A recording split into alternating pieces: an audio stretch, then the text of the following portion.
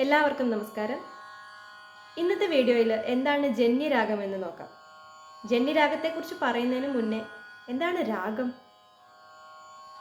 പല പല കോമ്പിനേഷൻ സ്വരങ്ങൾ ചേർന്നുണ്ടാകുന്നതാണ് രാഗം. സ്വരങ്ങളുടെ കോമ്പിനേഷൻസ് ചേരുമ്പോൾ അത് പല പല ട്യൂൺസ് ആയിട്ട് മാറുന്നു.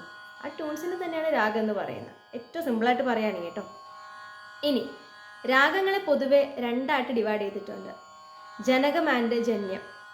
എന്താ ജനകരാഗം? പേര് പോലെ തന്നെ ജനിപ്പിക്കുന്ന പാരൻ്റ് ആയിട്ടുള്ള രാഗത്തെയാണ് ജനകരാഗം എന്ന് പറയുന്നത്. അങ്ങനെ നോക്കുവാണെങ്കിൽ നമ്മുടെ കർണാടക സംഗീതത്തിലെ സിസ്റ്റത്തിൽ 72 മേളകർത്താ രാഗങ്ങളുണ്ട്.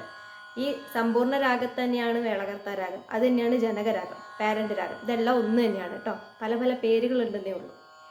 അതേപോലെ തന്നെ അതുകൊണ്ട് മേളകർത്തയിലേക്ക് ഞാനിപ്പോൾ പോകുന്നില്ല.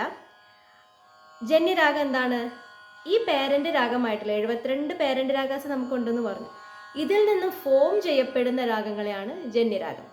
അപ്പോൾ ഏറ്റവും സിമ്പിളായിട്ട് പറയുകയാണെങ്കിൽ the ragas that are derived from the melakarta ragam or janakaragam is known as ജന്യരാഗം.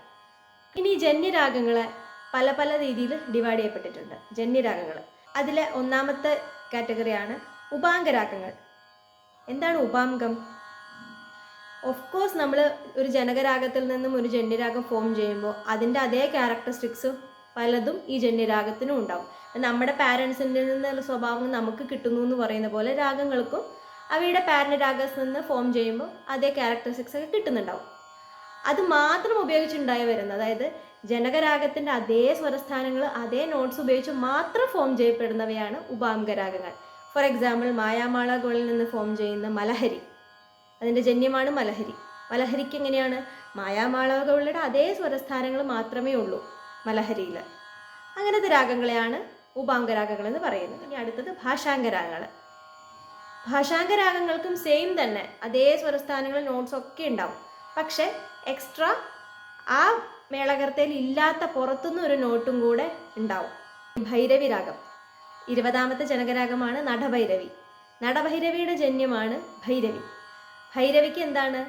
നടഭൈരവിയിൽ ശുദ്ധദേവത മാത്രമേ യൂസ് ചെയ്യപ്പെട്ടിട്ടുള്ളൂ. പക്ഷേ ഭൈരവി വരുമ്പോൾ സഗ രേ ഗ മ പദ നീ സ പധ നീ സ സ നി ധ പ മ ഗ രേ സ. അപ്പോൾ ആരോഹണത്തിൽ ചതുശ്രുതി ദേവതം കേൾക്കുന്നുണ്ട്. അപ്പോൾ നടഭൈരവിയുടെ സ്വരസ്ഥാനങ്ങളെ കൂടാതെ ചതുശ്രുതി ദേവതം ഒരു അന്യസ്വരമായിട്ട് ഫോറിൻ നോട്ടായിട്ട് വന്നിട്ടുണ്ട്.